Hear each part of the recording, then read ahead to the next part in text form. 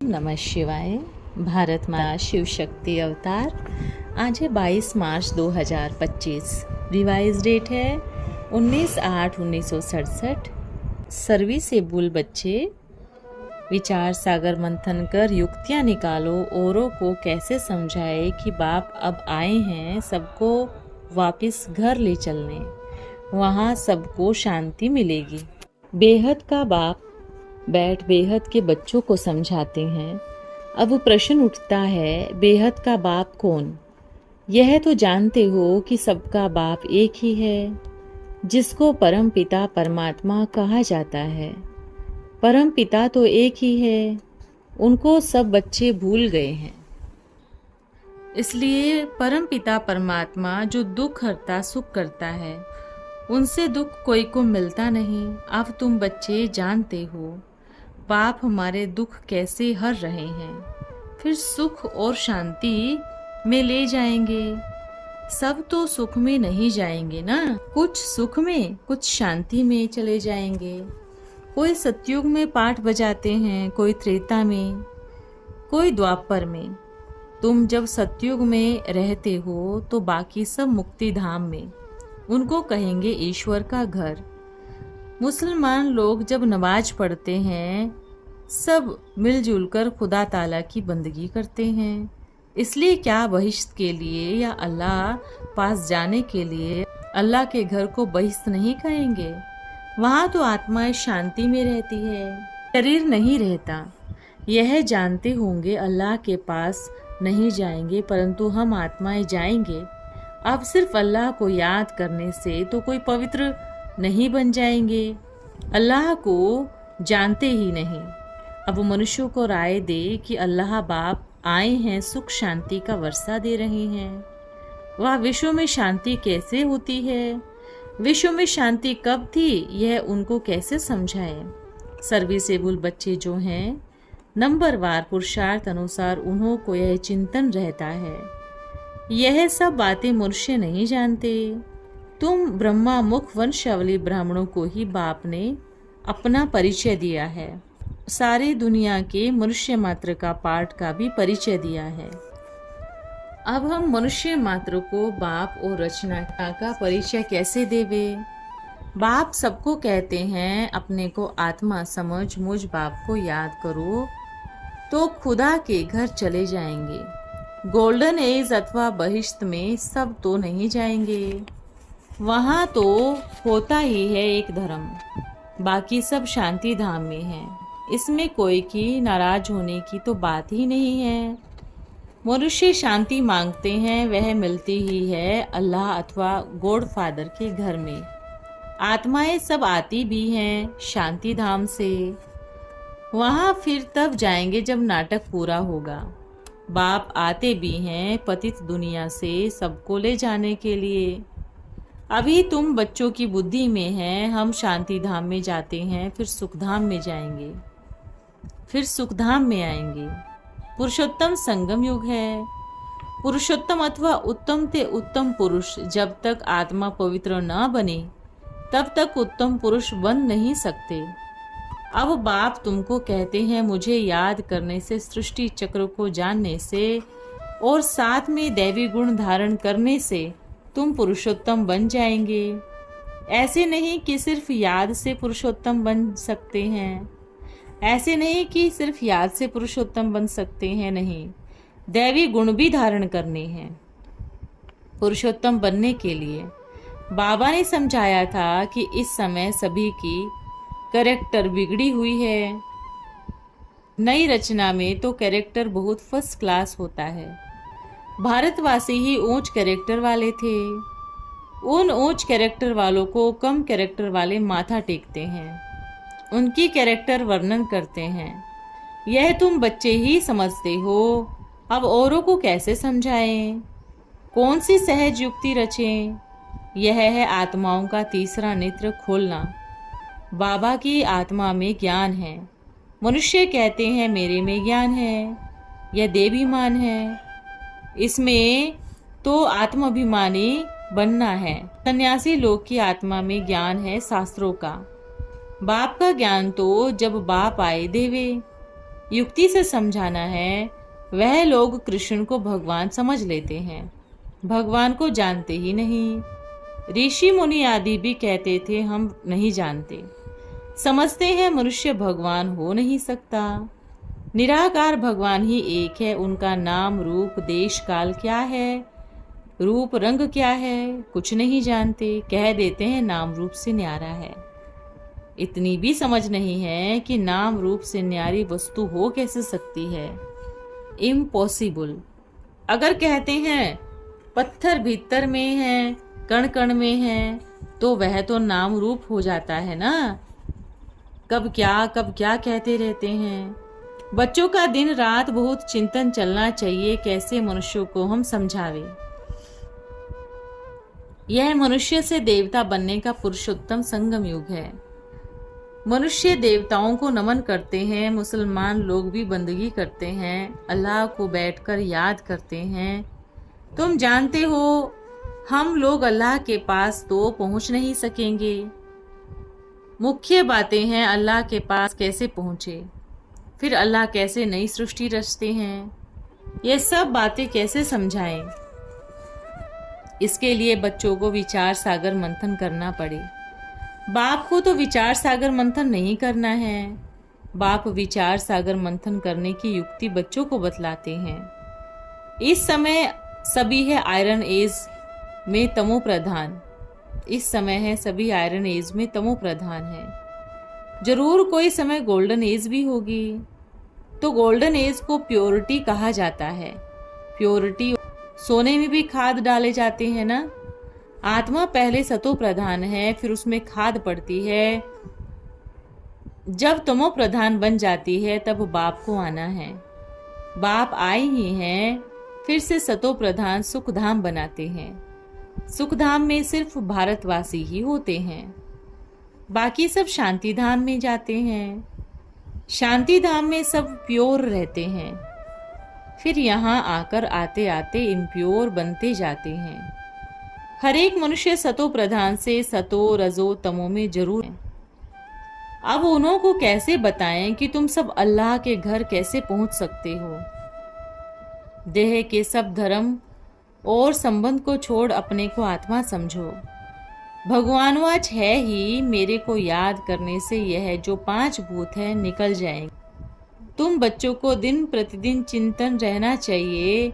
बाप को चिंता हुई तब तो ख्याल आया ना कि जाऊं जाकर सबको सुखी बनाऊं। साथ में बच्चों को भी मददगार बनना है। अकेले बाप क्या करेंगे। तो यह विचार सागर मंथन करो, क्या ऐसा उपाय निकाले जो मनुष्य झट समझ जाए। टाइम तो लगता है, अब इतने मनुष्य को, उसमें भी खास भारतवासियों को कैसे सुनाएं। सर्विस तो बच्चे करते भी हैं, कोई अच्छी करते हैं कोई कम करते हैं। जैसे बच्चों ने सेमिनार किया, उसमें भी बहुत राय निकालते हैं। क्या युक्ति निकाले जो मनुष्य समझ जाए कि यह पुरुषोत्तम संगम युग है। इस समय ही मनुष्य पुरुषोत्तम बनते हैं। पहले ऊंच होते हैं, फिर नीचे गिरते हैं। पहले तो नहीं गिरेंगे ना, आने से ही तो तमो प्रधान नहीं होंगे। हर चीज पहले सतो प्रधान, फिर सतो रजो तमो होती है। इतनी प्रदर्शनी आदि करते हैं, फिर भी कुछ समझते नहीं हैं, तो और क्या उपाय करें। भिन्न भिन्न उपाय तो करनी पड़ती है ना, उनके लिए टाइम भी मिला हुआ है। तो फट से तो कोई संपूर्ण नहीं बन सकते। चंद्रमा थोड़ा थोड़ा करके आखिर संपूर्ण बनता है। हम भी सतो प्रधान बने हैं, फिर सतो प्रधान बनने में तो टाइम लगता है। वह तो है ही। हम भी तमो प्रधान बने हैं, फिर सतो प्रधान बनने में तो टाइम लगता है। वह तो है ही जड़, यह है चैतन्य। तो हम कैसे समझा यह विचार सागर मंथन करना। बड़े बड़े दिनों पर प्रेसिडेंट आदि भी मस्जिद में जाते हैं, बड़ों से मिलते हैं। सभी मस्जिदों की फिर एक बड़ी मस्जिद होती है, वहाँ जाते हैं ईद मुबारक देने। अब मुबारक तो यह है, हम सब दुखों से छूट सुखधाम में जाएं, तब कहा जाए मुबारक हो। हम खुशखबरी सुनाते हैं, कोई विन करते हैं तो भी मुबारक देते हैं, कोई शादी करते हैं तो भी मुबारक देते हैं। सदैव सुखी रहो। अब तुमको तो पता है बाप ने समझाया है हम एक दो को मुबारक कैसे देवे। इस समय हम बेहद के बाप से मुक्ति जीवन मुक्ति का वर्षा ले रहे हैं। तुमको तो मुबारक मिल सकती है, बाप समझाते हैं तुमको मुबारक हो, तुम 21 जन्मों के लिए पदम पति बन रहे हो। अब सभी मनुष्य कैसे बाप से वर्षा ले, सबको मुबारक दे। तुमको अभी पता पड़ा है, परंतु तुमको वे मुबारक नहीं दे सकते। तुमको जानते ही नहीं, मुबारक देवे तो खुद भी मुबारक पाने लायक बने। तुम तो गुप्त हो ना, तुम एक दो को मुबारक दे सकते हो। मुबारक हो, हम बेहद के बाप के बने हैं। तुम कितनी खुशनसीब हो। कोई को लॉटरी मिलती है या बच्चा जन्मता है तो कहते हैं मुबारक हो। बच्चे पास होते हैं तो भी मुबारक देते हैं। तुमको तो दिल ही दिल में खुशी होती है, अपने को मुबारक देते हो। हमको बाप मिला है जिससे हम वर्षा ले रहे हैं। अब कैसे समझावें जो समझे। हम अपने को मुबारक देते हैं। बाप समझाते हैं आत्माएं जो दुर्गति को पाई हुई हो सो अब सदगति को पाते हो। पिछाड़ी में सबको मालूम पड़ेगा, जो ऊंचे ते ऊंच बनेंगे उनको नीचे वाले कहेंगे मुबारक हो। आप सूर्यवंशी कुल में महाराजा महारानी बनते हो। नीचे कुल वाले मुबारक उनको देंगे जो विजय माला के दाने बनते हैं। जो पास होंगे उनको मुबारक मिलेगी, उनकी भी पूजा होती है। आत्मा को भी मुबारक हो जो ऊंच पद पाती है। फिर भक्ति मार्ग में उनकी पूजा होती है। मनुष्यों को पता नहीं है कि क्यों पूजा होती है, तो बच्चों को यही चिंता रहनी चाहिए कि कैसे समझाएं। हम पवित्र बने हैं, दूसरे को कैसे पवित्र बनाएं। दुनिया तो बहुत बड़ी है ना, क्या किया जाए जो घर घर में पैगाम पहुंचाए। पर्चे गिराने से तो सबको मिलते ही नहीं है। यह तो एक एक के हाथ में पैगाम चाहिए, क्योंकि सब हैं अंधे की औलाद अंधे। उनको बिल्कुल पता नहीं है कि बाप के पास कैसे पहुंचे। कह देते हैं सब रास्ते परमात्मा से मिलने के हैं, परंतु बाप कहते हैं यह भक्ति तो जन्म जन्मांतर करते आए हो, दान पुण्य आदि करते आए हो, परंतु रास्ता मिला कहाँ। कह देते हैं यह सब तो अनादि चलता आया है, परंतु कब से शुरू हुआ यह पता नहीं। अनादि का अर्थ नहीं समझते। तुम्हारे में भी नंबरवार पुरुषार्थ अनुसार समझते हैं। यह भक्ति कल्प आधा कल्प होता है, सतयुग में होता नहीं। वह है ज्ञान का प्रारब्ध 21 जन्म, वह है सुख, भक्ति में दुख। बच्चे जानते हैं 63 जन्म भक्ति करते आए हैं, यह भी समझते नहीं है कोई बहुत भक्ति कैसे करते हैं। वह लोग इस जन्म की बहुत भक्ति समझते हैं। तुम बच्चों को हिसाब समझाया जाता है कि किसने बहुत भक्ति की है। यह सब राज की बातें एक एक को तो नहीं समझाई जा सकती।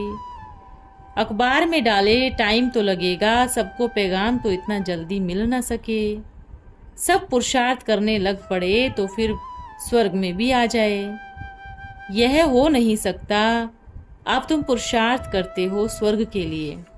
अब हमारे जो धर्म हैं उनको कैसे निकाले, कैसे पता पड़े कौन कौन ट्रांसफर हुए हैं। हिंदू धर्म वाले असल में देवी देवता धर्म के हैं, यह भी कोई जानते नहीं है। पक्के हिंदू होंगे तो अपने आदि सनातन देवी देवता धर्म को मानेंगे। देवी देवता धर्म वाले कौन हैं यह मालूम कैसे पड़े। बाप कहते हैं एक तो शिव के पुजारियों को पकड़ो। बाप को याद करते हैं वर्षा लेने के लिए। शिव के भक्त को तुम समझा सकते हो शिव बाबा है सबका बाप, तो अभी ऐसे नहीं कहेंगे कि यह ठिक्कर भीतर सब में है। बाप का तो एक ही रथ मुकर्रर है, इस भागीरथ में प्रवेश कर पतितों को पावन बनाते हैं। ठिक्कर भीतर में हो कैसे सकते हैं। बाप से इन देवी देवताओं को वर्षा मिलता है, बनते हैं कलयुग और सतयुग के बीच संगम पर। अब यह औरों को कैसे समझाएं कि यह पुरुषोत्तम संगम युग है। पुरुषोत्तम अर्थात ऊंचे ते ऊंच पुरुष तो देवताओं को भी कहा जाता है। यह लक्ष्मी नारायण गोल्डन एज्ड पारस बुद्धि वही फिर पत्थर बुद्धि बनते हैं। भारत ही गोल्डन एज्ड फिर आयरन एज्ड बनता है। तो यह समझाना पड़े ऊंचे ते ऊंच भगवान बाप है। उनसे हम वर्षा कैसे ले, इस समय तो सब पतित हैं। बुलाते भी हैं, पतित पावन निराकार को ही याद करते हैं। और किसी को नहीं, आत्मा पतित पावन बाप को बुलाती है, फिर हमको आकर पावन बनाओ। उनका समय है ही कलयुग अंत और सत्युग आदि का। पावन बनाकर फिर पावन दुनिया में ले जाते हैं। इन्होंने लक्ष्मी नारायण ने इतना बड़ा राज्य कैसे लिया? भारत में इस समय कोई राजाएं तो है नहीं जिसको जीत कर राज्य लिया हो। वो कोई लड़ाई कर तो राज्य नहीं पाते। मनुष्य से देवता कैसे बना जाता है किसी को पता नहीं है। तुमको भी अभी बाबा से पता पड़ा है। अच्छा, ओम नमः शिवाय। आज का वरदान है कामधेनु भव।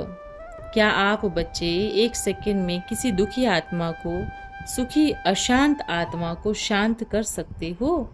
1 सेकंड में किसी को वरदान महादान दे संतुष्ट कर सको? क्या ऐसा बने हो? मेरा नाम हो, मेरी शान हो। अगर ऐसी अपनी ही कामना है तो कामधेनु कब बनेंगे? इच्छा मात्रम अविद्या बनो तो कामधेनु बनेंगे। अच्छा, ओम नमः शिवाय।